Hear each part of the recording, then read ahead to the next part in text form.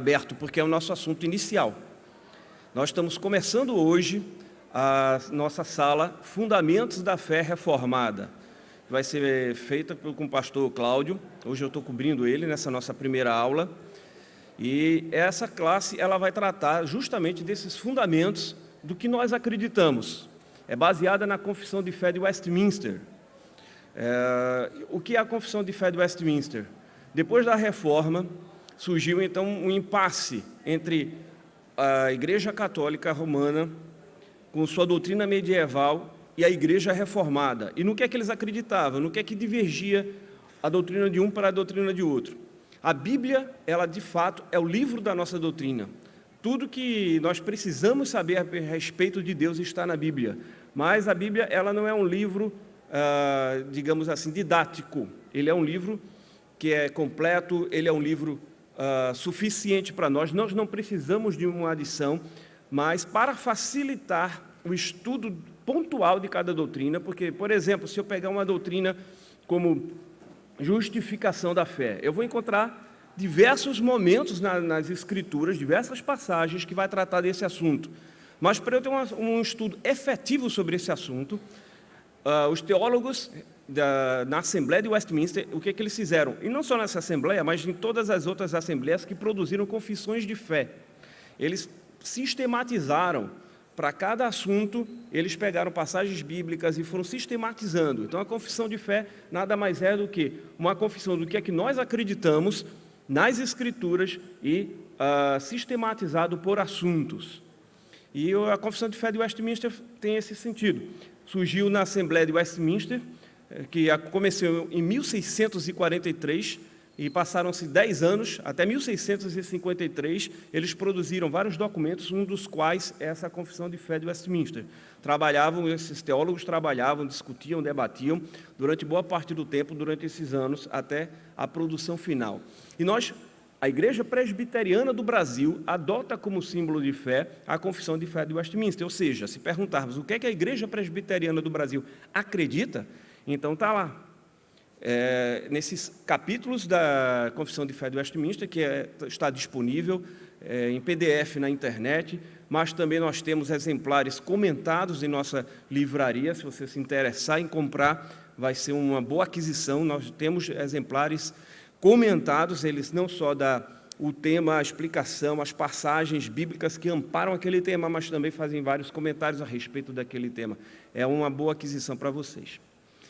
E nós estamos iniciando hoje, então. Deixa eu ver se está ligado aqui.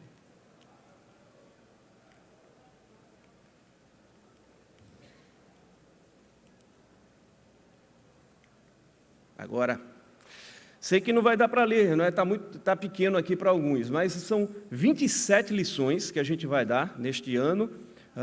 E cada uma dessas lições diz respeito a um tema que está na Confissão de Fé de Westminster. E são temas que são importantes para o conhecimento do que é que nós acreditamos como Igreja Presbiteriana do Brasil. E como primeira Igreja Presbiteriana do Recife, que faz parte da Igreja Presbiteriana do Brasil, o que é que a gente acredita em determinados pontos. Eu sei que muitos aqui vieram de outras denominações e a gente tem diferenças denominacionais com relação a assuntos secundários, não com assuntos essenciais. Assuntos essenciais, nós temos uma irmandade com todas as denominações. Então, naquilo que é essencial no cristianismo, todas as denominações, elas pensam corretamente, pensam uniformemente, mas em assuntos periféricos elas divergem. E aqui nós vamos passar com vocês cada um desses assuntos, no que é que nós acreditamos. Nossa primeira aula é a Sagrada Escritura. Antes da gente começar sobre a Sagrada Escritura, eu gostaria de fazer um quebra-gelo aqui para a gente, não é? Eu vou fazer algumas perguntas para vocês sobre o que vocês conhecem a respeito da Bíblia.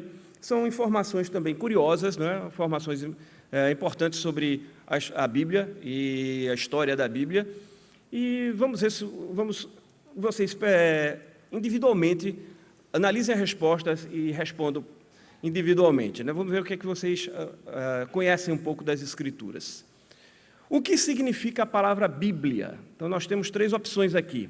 Letra A, palavras. Letra B, leis. Letra C, livros. O que é que vocês acham? A palavra Bíblia, o que é que ela significa? Isso. Quem respondeu letra C, acertou, livros. A palavra Bíblia, ela é uma palavra que vem do grego biblos, que quer dizer livro, e biblion, que quer dizer livrinho. E Bíblia seria o plural disso aí, significa livros, ou da onde vem biblioteca também. Quanto tempo levou para que toda a Bíblia fosse escrita? Aproximadamente 1.600 anos, aproximadamente 1.900 anos, aproximadamente 2.500 anos. O que é que vocês acham? Quem respondeu letra A, aproximadamente 1.600 anos, acertou. A Bíblia começou a ser escrita em 1.500 a.C., por volta de 1.500 a.C., quando Moisés começou a escrever o Pentateuco, ou a Torá, os 5 primeiros livros, e terminou de ser escrito quando o apóstolo João finalizou o livro de Apocalipse, por volta do final do primeiro século, assim por volta de 90 depois de Cristo. Então, um total de 1.600 anos. Quantos são os autores da Bíblia? Ou seja, pessoas usadas pelo Espírito Santo. A gente vai ver que o autor da Bíblia é o próprio Deus. Agora, ele utiliza pessoas para escreverem aquilo que ele intentou deixar registrado para a humanidade nas Sagradas Escrituras. Letra A, aproximadamente 30 pessoas. Letra B, aproximadamente 40 pessoas. Ou letra C, aproximadamente 50 pessoas.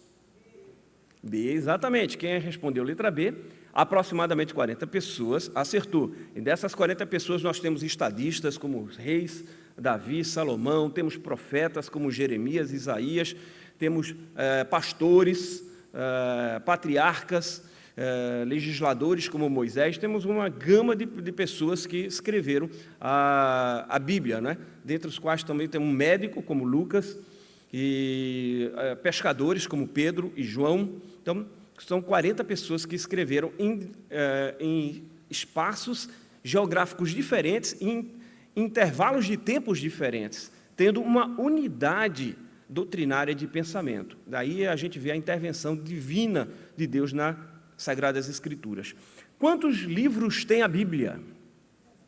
Letra A, 66, sendo 33 no Antigo Testamento e 33 no Novo Testamento.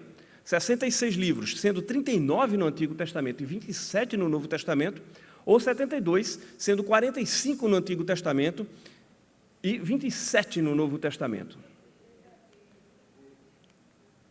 Exatamente, letra B, 66 livros, sendo 39 no Antigo Testamento e 27 no Novo Testamento.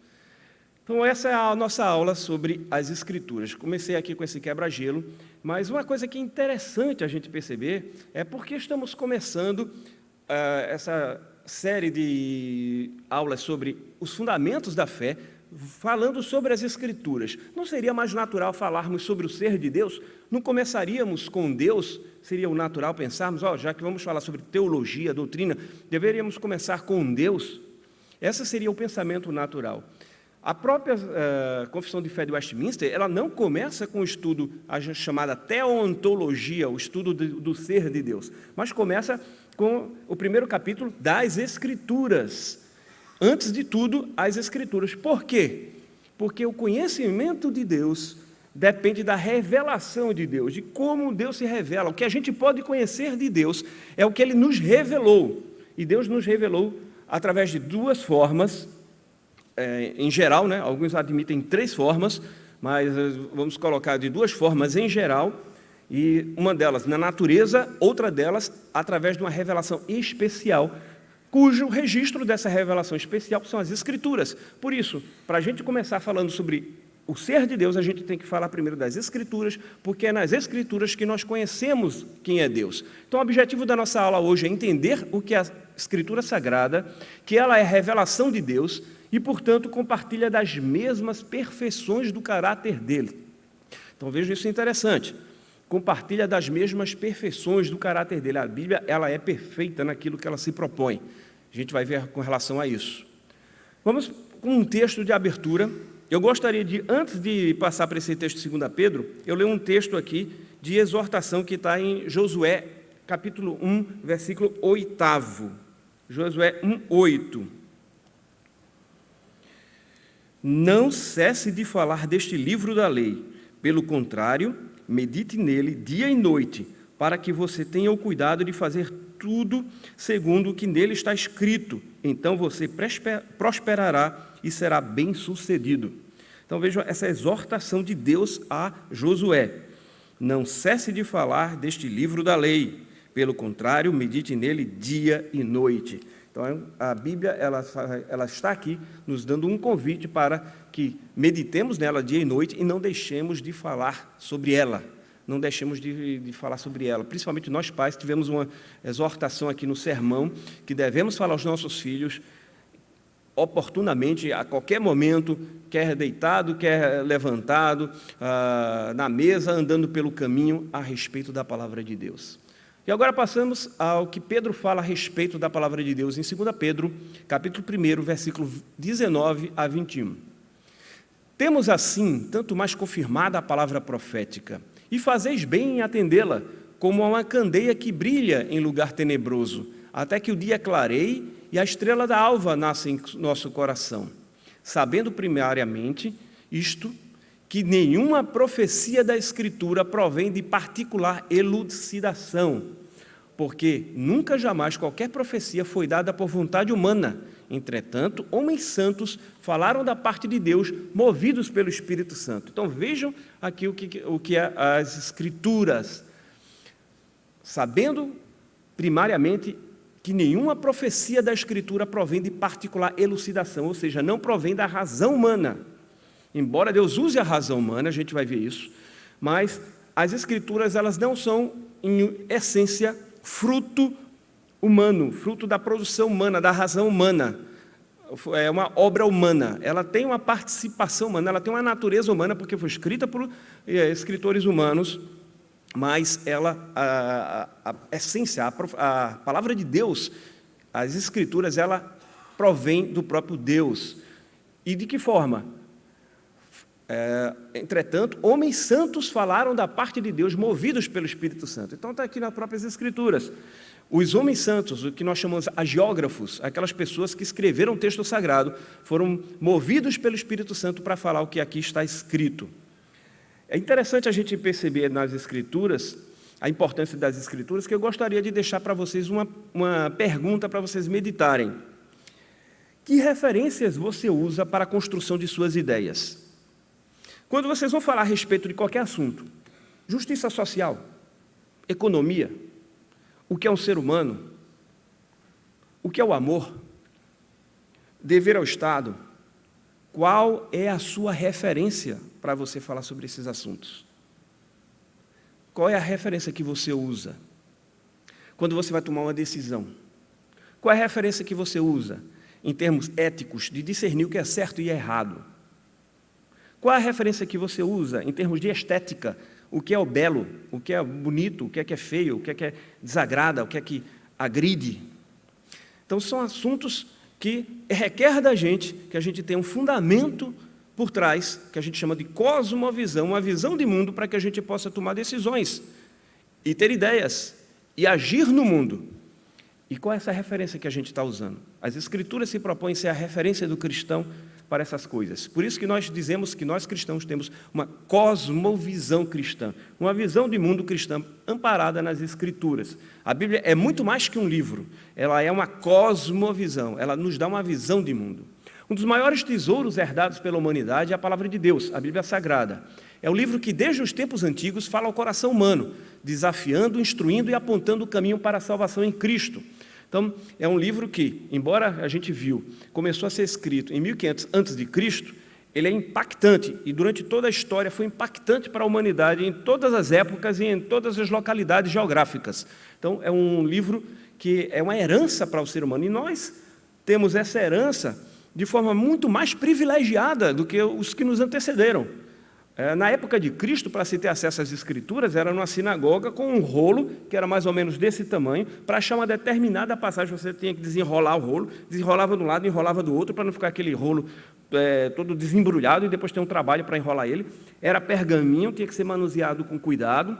Então vejam, hoje se eu quiser uma citação, uma referência bíblica, eu tenho a minha Bíblia que eu posso manusear, eu tenho um computador que eu posso chegar no Google e colocar lá, e ele já me dá a passagem, eu tenho o meu celular, eu tenho A Bíblia na palma da minha mão. Então, hoje nós somos uma geração privilegiada e temos que fazer jus a esse privilégio.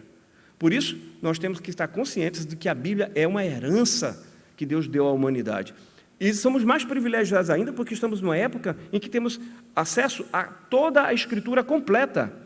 Na época de Cristo, os discípulos de Jesus, eles só tinham o Antigo Testamento. E o Novo Testamento foi construído depois. Então, veja, nós já temos acesso a toda a Escritura completa. Inspirada pelo Espírito Santo e preservada através dos tempos, a Escritura Sagrada precisa ser a mais conhecida, praticada e ensinada, pois ela é a única regra de fé e prática. Sola Scriptura era um dos lemas da Reforma. Em algumas aulas anteriores eu falei sobre a doutrina católica, que aceita mais dois elementos como doutrina de fé e regra de prática, que seria a tradição e o magistério. Algumas outras religiões acrescentam, não é? Além da Bíblia, eles aceitam um outro livro sagrado, um outro compêndio, outras palavras de um profeta. Nós, como cristãos reformados, aceitamos apenas as Escrituras. As Escrituras elas são suficientes, é a nossa única regra de fé e prática, por isso que precisamos conhecê-la. E alguns falam, mas vocês não aceitam a Confissão de Fé de Westminster? Como? Não, a Confissão de Fé de Westminster, ela não é uma escritura à parte. Ela, na verdade, ela é o estudo das Escrituras sistematicamente. A matéria da Confissão de Fé de Westminster é a própria Bíblia, não é outra coisa, não traz nada a mais. Ela só organiza em temas o que já está nas Escrituras.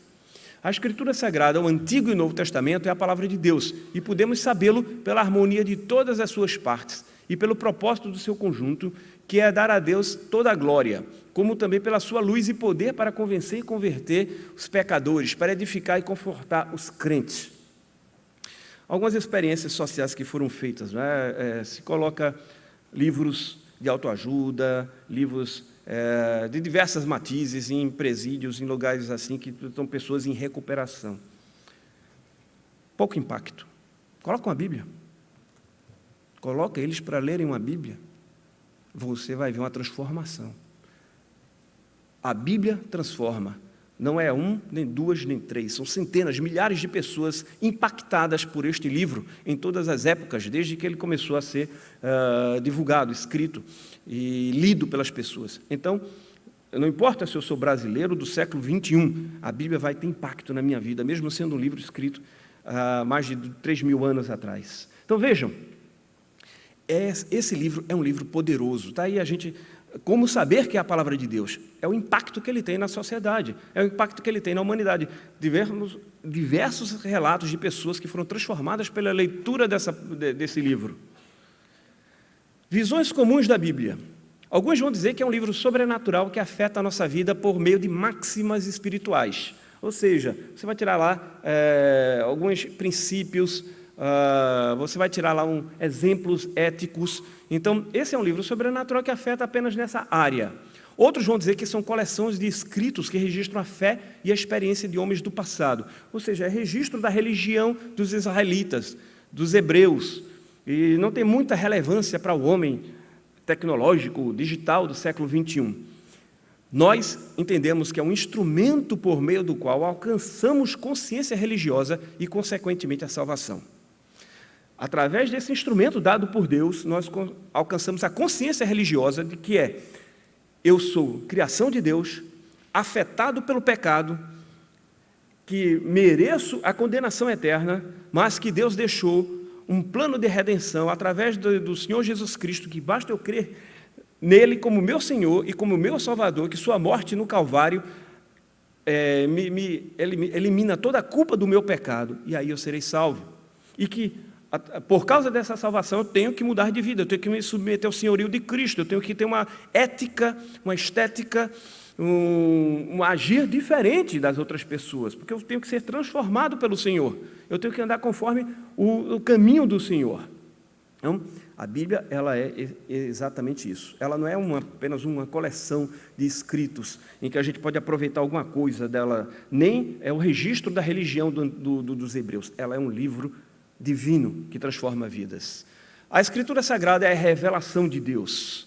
é inspirada por Deus. Quando a gente fala inspiração por Deus, e eu vou tentar ser sucinto aqui, há 3 formas de se entender a inspiração por Deus. A primeira é a mecânica, que algumas religiões, inclusive o judaísmo ortodoxo, aceita, não é? Que Deus ditou letra por letra aos escritores sagrados. Então, tudo que está aqui escrito foi registrado, foi ditado ipsis literis por Deus aos escritores sagrados. Então, eles reproduziram mecanicamente, por isso que é inspiração mecânica.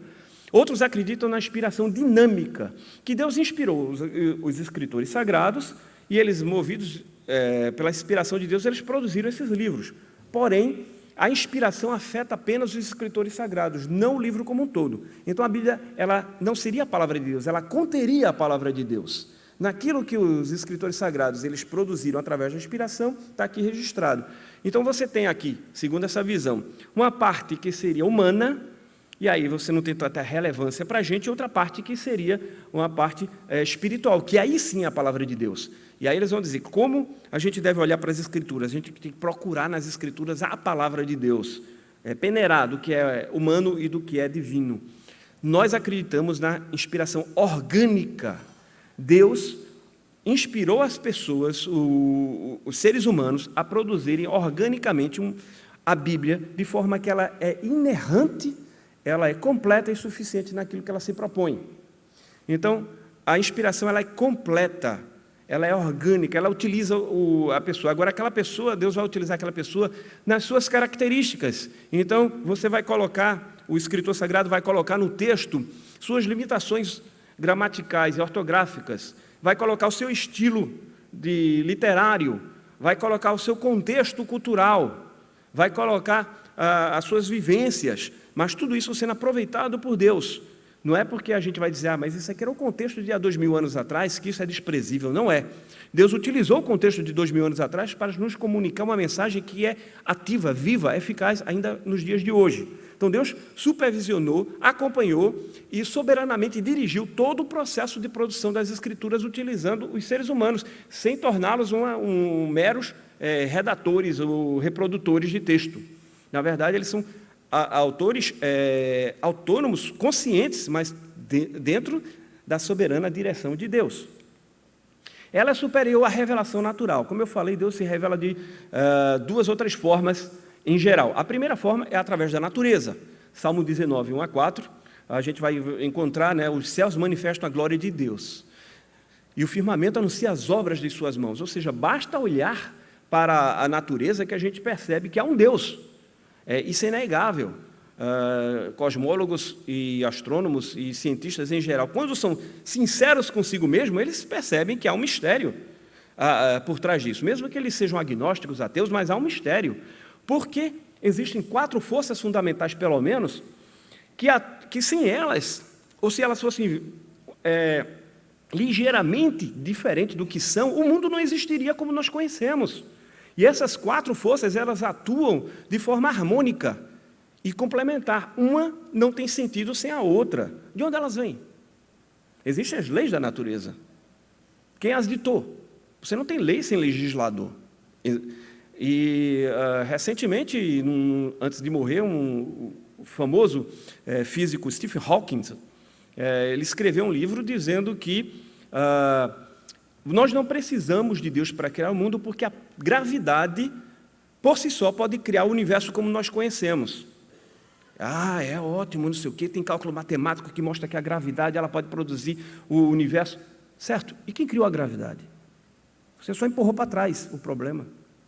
Então, não há como você olhar para a criação e não saber que há um Deus. Porém, isso não é suficiente.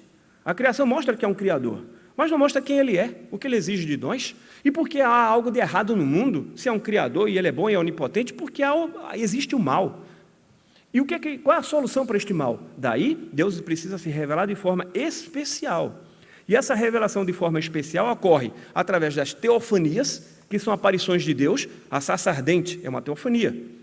A pomba que desce sobre Cristo é uma teofania. É Deus aparecendo de forma visível, corpórea, para o ser humano.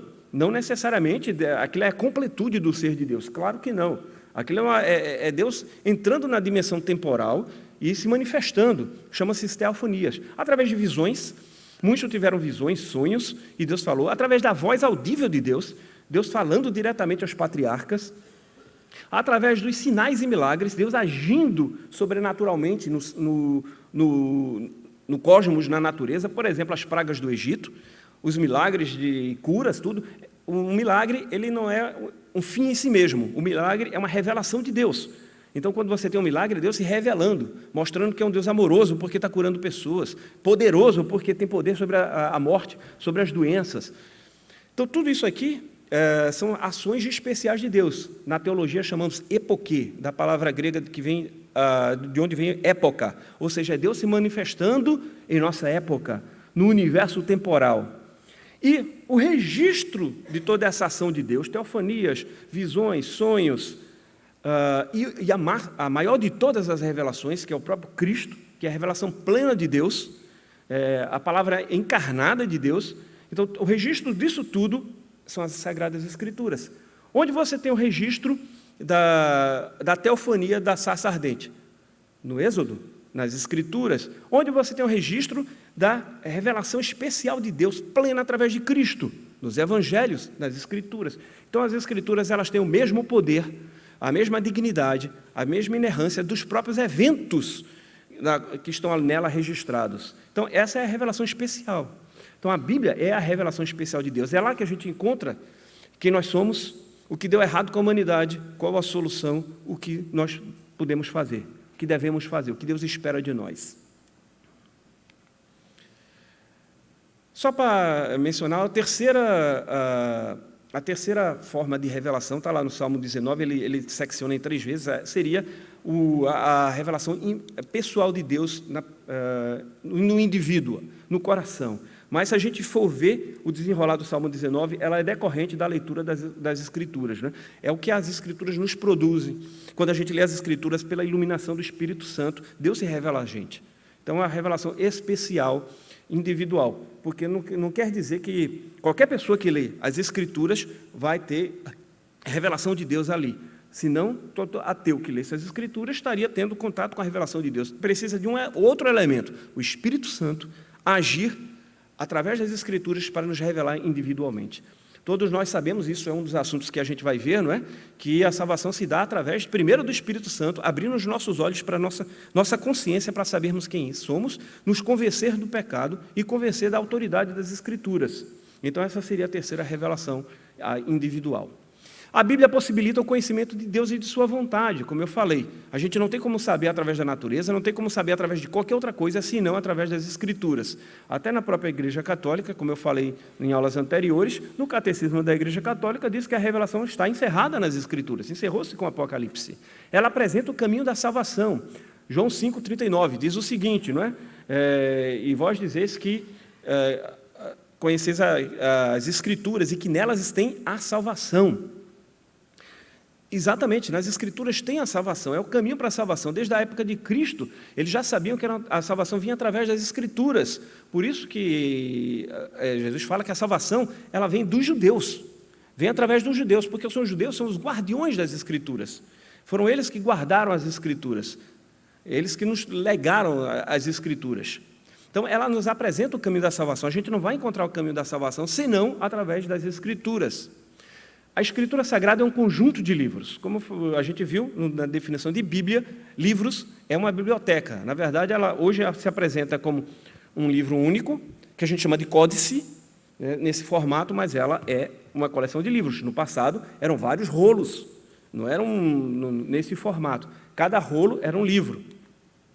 O Antigo Testamento é composto de 39 livros escritos originalmente em hebraico e algumas porções em aramaico. Aramaico é um dialeto tardio, e que ele é parente do hebraico, que surgiu quando os judeus foram deportados para a Babilônia. Então misturaram lá o idioma da Babilônia com o idioma hebraico, que são parentes, são línguas semíticas, e gerou esse dialeto chamado aramaico, que vem de Arã, porque era uma região lá no norte, na Síria, onde ficava uma grande parte de colônias judaicas, na época do exílio, ficaram ali. Então eles desenvolveram aquele idioma aramaico. Quando eles voltam, depois do exílio, eles voltam falando o aramaico, e o hebraico era falado só em Jerusalém, pelos sacerdotes, em atos de culto.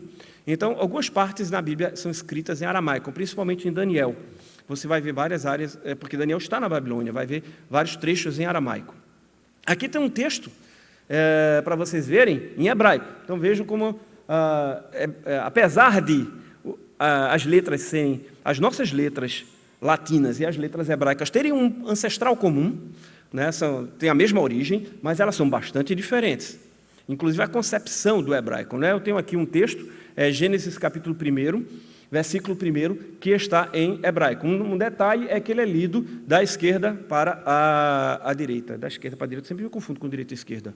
Eu tenho esse defeito, eu fico andando... Hã? Da direita para a esquerda, isso. Me perguntem que horas são no relógio de ponteiro, eu não sei dar, e me perguntem, direita ou esquerda? Às vezes eu estou dirigindo, digo, dobra a direita, aí dá aquela trava, direita. Então,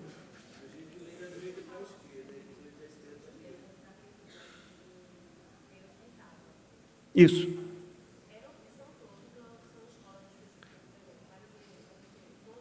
Hoje o judaísmo ortodoxo é que acredita que os escritores sagrados receberam o texto sagrado de forma ditada, mecânica.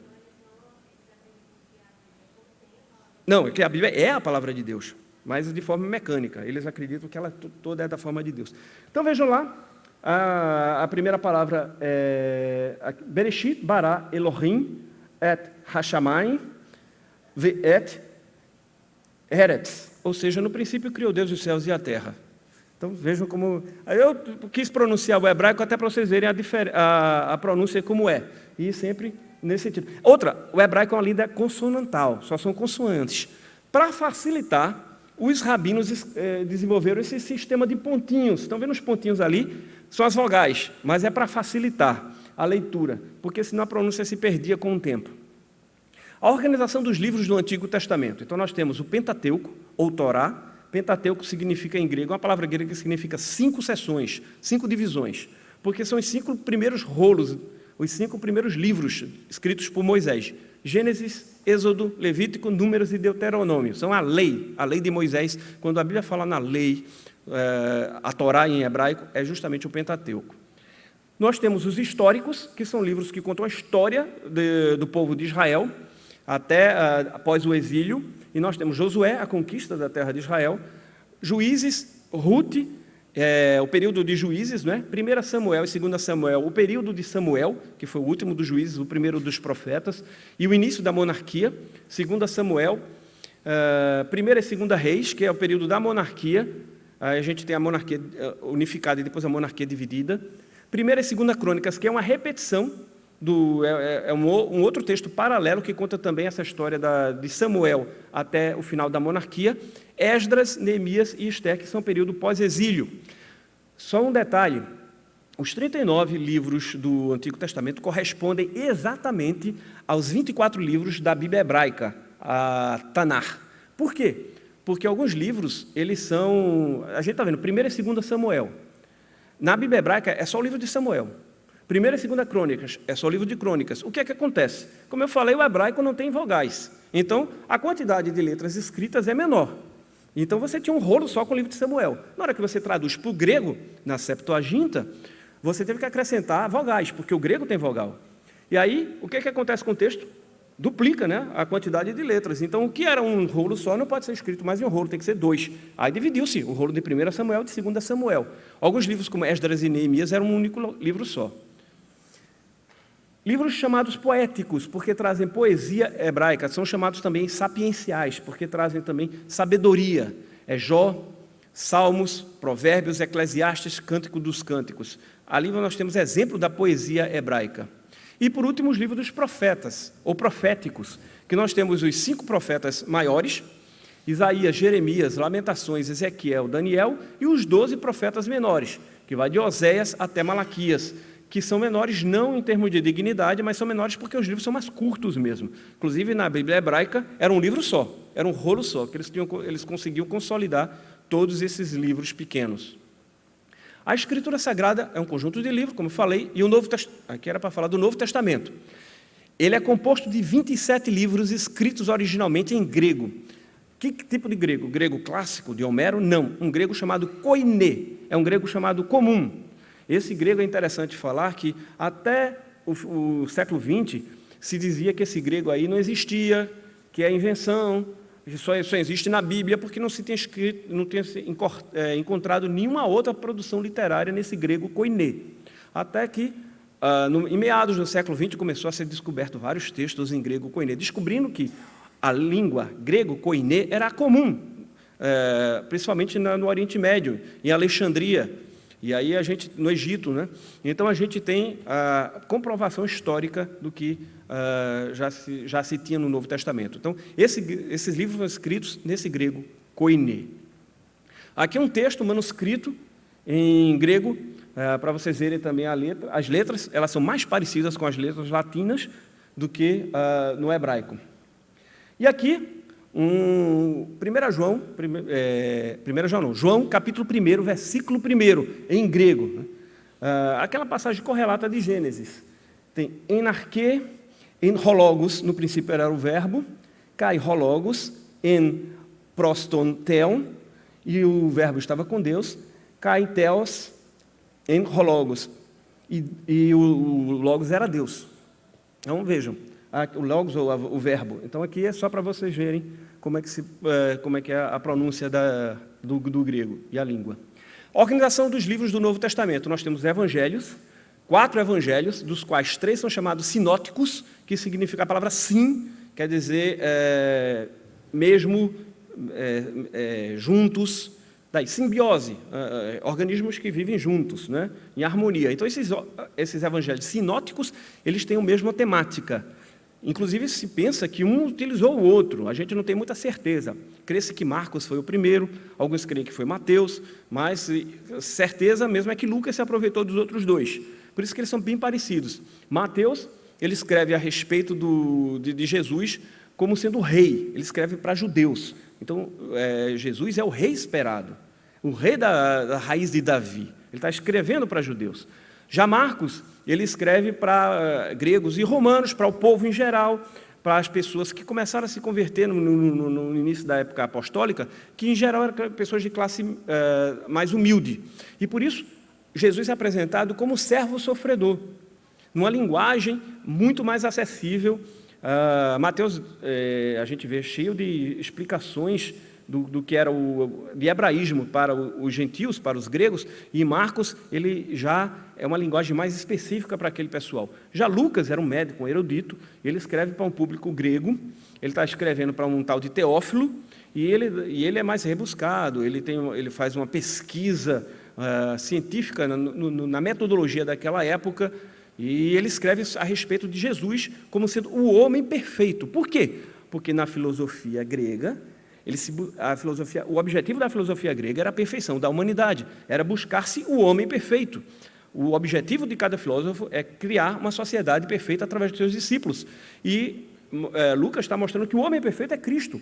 Já João, ele vai escrever um evangelho que é totalmente diferente dos outros, anos depois, cerca de 30 anos depois, falando que Jesus é Deus. Por quê? Por causa que João está respondendo à heresia do gnosticismo. O gnosticismo, que fazia uma distinção entre matéria e espírito, achava incompatível que Jesus fosse ao mesmo tempo homem e Deus. Ele achava incompatível essa fusão de naturezas numa mesma pessoa. Então, para eles, ou Jesus era Deus e apareceu em forma holográfica, humana, né?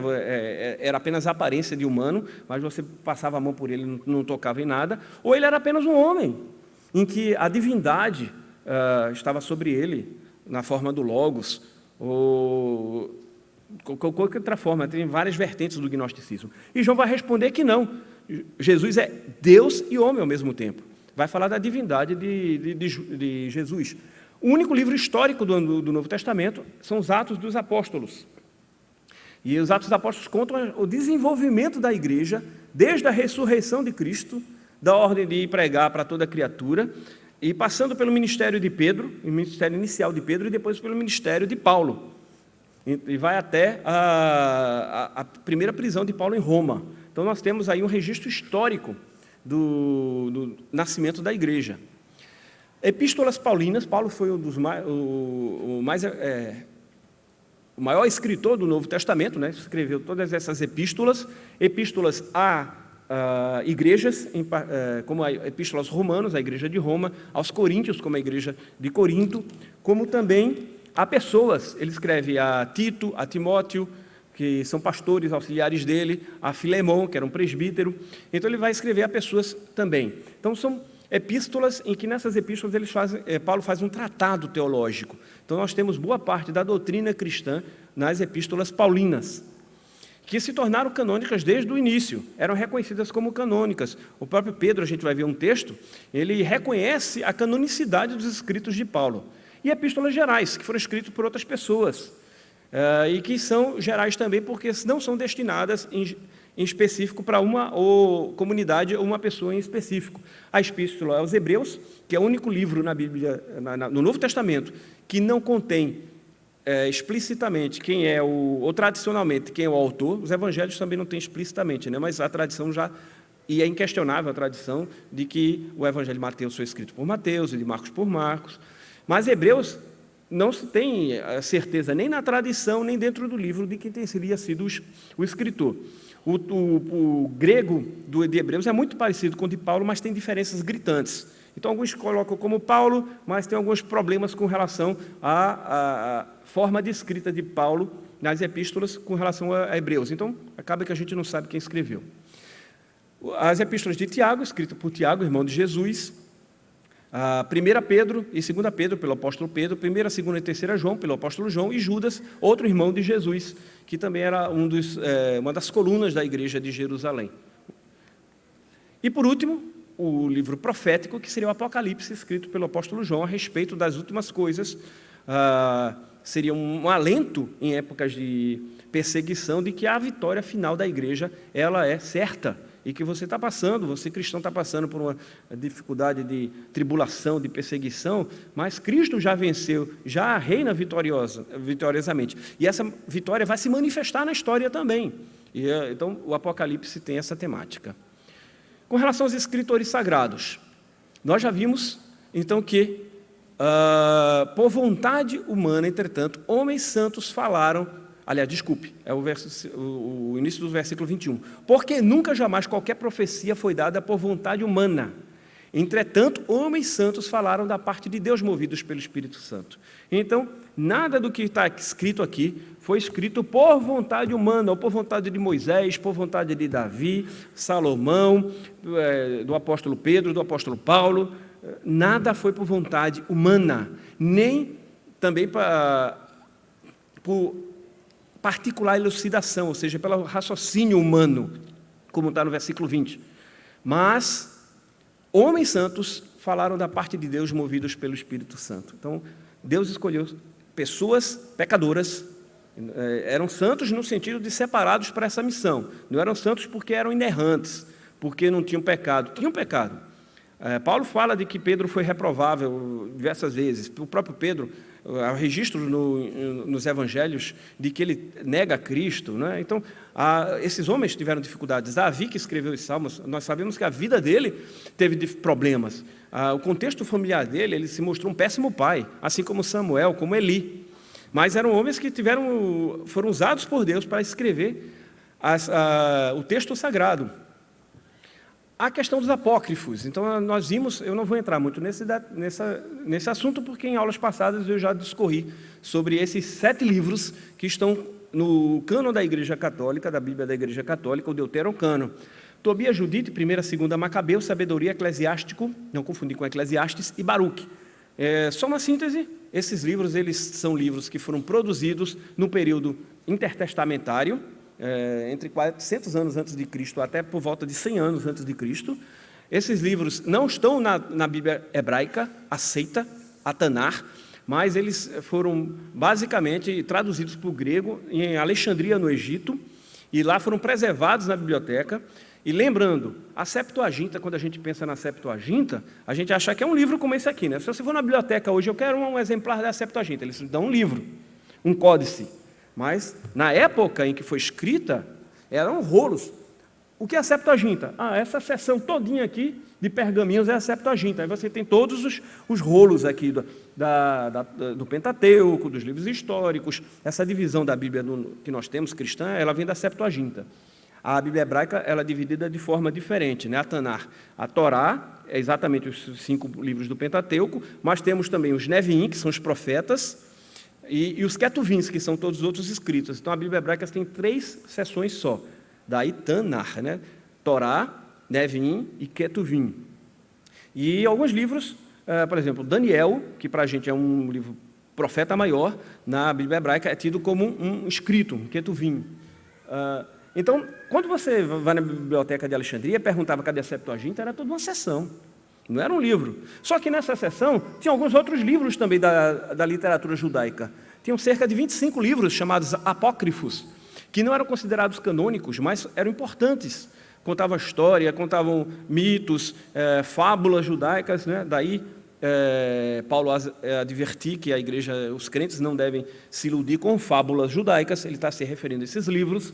E quando o Jerônimo vai traduzir a Bíblia para a Vulgata Latina, para o latim vulgar, ele utiliza o texto hebraico, mas ele prefere utilizar a Septuaginta, que, como era a tradução grega, era mais lida e conhecida no Império Romano. Ninguém conhecia o hebraico, mas conhecia o grego, era a língua comum, a língua universal. Então ele prefere a estrutura da Septuaginta. E aí ele pega uma Septuaginta em que tem 7 dos 25 livros apócrifos, que são esses 7 aqui, e mas coloca com observação: esses livros não são canônicos, eles não são divinos, eles são úteis para a igreja, mas não podem ser reconhecidos como palavra de Deus. Está lá no prólogo à Vulgata Latina.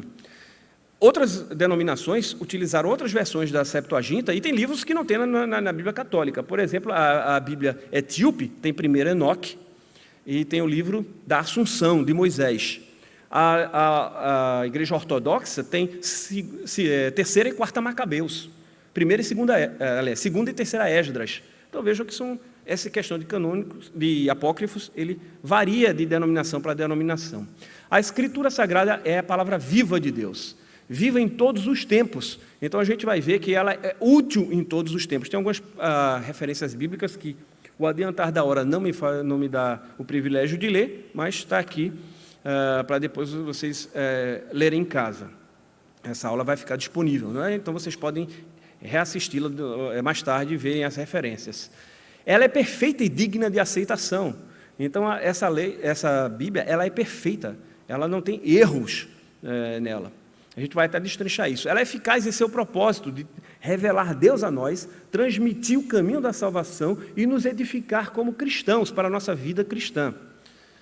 Ela é esclarecida e aplicada pelo Espírito Santo. Se uma pessoa lê as Escrituras sem o discernimento do Espírito Santo, não vai tirar proveito dela. Há vários, eu conheço alguns escritores que conhecem as Escrituras. Zacarias Sitchin, por exemplo, é um judeu, conhece as Escrituras no seu original, mas tira delas aplicações esdrúxulas, inclusive encontrando aqui dentro sinais de vida alienígena de que os ETs andaram conosco no passado. É estendida a todos os povos, ela é universal, tanto que a segunda parte ela foi escrita não em hebraico, o Novo Testamento, mas em grego koiné. A Escritura é a palavra completa de Deus. Seu conteúdo é suficiente para todos os seus propósitos. Então, não precisamos de nada adicional às Escrituras. Se queremos saber algo sobre Deus, está aqui. Queremos saber algo sobre quem é o homem, está aqui. O que é o certo e o que é errado, está aqui. Como devo agir, está aqui. Não é? Alguns perguntam, Alexandre, se a Bíblia vai dar, por exemplo, respostas particulares à minha vida, como, por exemplo, com quem eu devo casar? Tem aqui nas Escrituras, não vai ter o nome da pessoa, mas vai ter pelo menos vai ter os atributos que você deve buscar naquelas pessoas. Está aqui nas Escrituras. Com quem eu devo me relacionar como amigos, buscar, compartilhar? Está aqui também. A igreja que eu devo fazer parte? Está aqui também. Então não vai ter especificamente, dando nomes, mas vai dar os sinais, vão dar os atributos que você deve buscar. Então por isso que ela é suficiente para o seu propósito. Sua alteração acarreta juízo. Então, em Apocalipse diz que quem acrescentar ou retirar qualquer coisa das Escrituras, será acrescentado nele todas as pragas que estão na Escritura, e será retirado dele a graça que está manifesta nas Escrituras. Devem ser rejeitadas qualquer novas revelações. Então, nós não precisamos de nova revelação. Toda a revelação está encerrada na Bíblia. Sua interpretação requer cuidado, zelo e temor. A gente não pode interpretar a Bíblia de qualquer jeito. Eu lembro que quando eu fazia seminário, alguém chegou para mim e disse: olha, cuidado aí com esse negócio de teologia, viu? Eu sei que seminário é bom, estudar teologia é bom, mas olhe, esse negócio de você ir para a academia, estudar teologia, você acaba se afastando do Evangelho, porque a Bíblia já diz: as muitas letras te fazem delirar. Aí eu disse: amigo, o que lhe falta realmente é teologia, porque se você souber onde esse texto está escrito, qual o contexto e quem foi que falou, você vai ver que você está aplicando mal o texto. Quem falou foi Festo, criticando Paulo. Festo era um romano, né? E estava criticando Paulo, dizendo: Paulo, o que tu está dizendo é loucura, as muitas letras te fizeram delirar. Então você está pegando a palavra de um ímpio contra o apóstolo Paulo e usando contra mim. Então veja, é a falta da teologia, é a falta da doutrina que faz com que muitas vezes heresias surjam, distorções, controvérsias. Então, por isso, sua interpretação requer cuidado, zelo e temor. Por isso que Deus levantou homens para estudar as Escrituras, amparando eles com ferramentas úteis como a hermenêutica, como comentários bíblicos, para que a gente possa ter a mais fiel das interpretações e de aplicação saudável para a igreja. A sua compreensão requer dependência do Senhor. Além disso, tem que ter também dependência de Deus. Se a gente não tiver a iluminação do Espírito Santo, mesmo com todo esse ferramental teológico, a gente não vai tirar daqui o proveito, o máximo proveito para as nossas vidas. Precisamos, antes de ler e de estudar e de expor as Escrituras, orar a Deus pedindo a iluminação do Espírito Santo, nos humilharmos sabendo que nós somos humanos, que temos digamos assim, não é demência, mas assim, a nossa natureza humana, ela é pequena diante da natureza divina. Então nós temos a Bíblia, ela é mais excelsa do que nós mesmos. Nós temos então essa finitude, pronto, é a palavra que eu queria, finitude do ser humano diante da infinidade de Deus. Então nós temos que reconhecer essa finitude, nós temos que reconhecer humildemente que nós somos. Além disso, que o pecado também afetou nossa percepção, também afetou nossa razão. Então, nós temos duas limitações aqui. A própria limitação da natureza humana finita e a limitação do pecado que deturpa a nossa percepção. E temos que orar a Deus. Quais são os propósitos da Bíblia?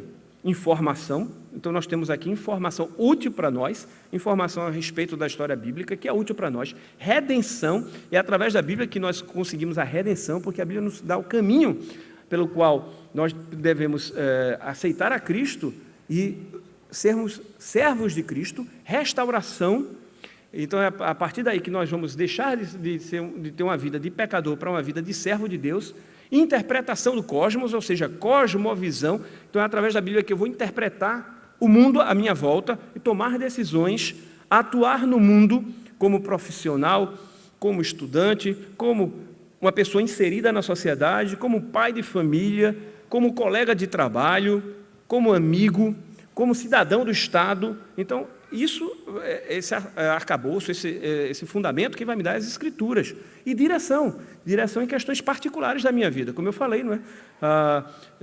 Que curso eu irei fazer? Qual será a minha profissão? O que é que eu busco da minha vida? Qual é o objetivo profissional da minha vida? É enriquecer, ganhar dinheiro, status, ser reconhecido como um bom profissional? Ou ser uma pessoa atuante na sociedade para manifestar a ação de um servo de Deus, mostrando como o servo de Deus ele se diferencia justamente por ser um servo de Deus, pela graça de Deus, não por ele mesmo.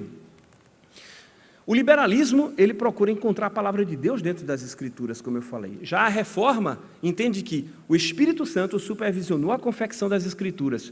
O Espírito não deixou que houvesse erros teológicos, geográficos, históricos e até, está errada a redação, a escolha de palavras.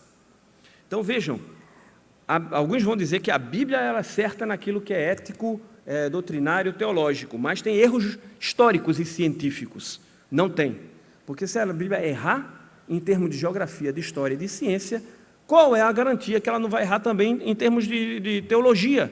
Se aquilo que eu posso aferir, que é história, ciência e geografia, eu descubro que a Bíblia está errada, como eu vou ter confiança naquilo que eu não posso aferir, que é as questões metafísicas, as questões espirituais, doutrinárias, teológicas. Então a Bíblia ela é correta em tudo que ela afirma em termos de ciência, geografia e história.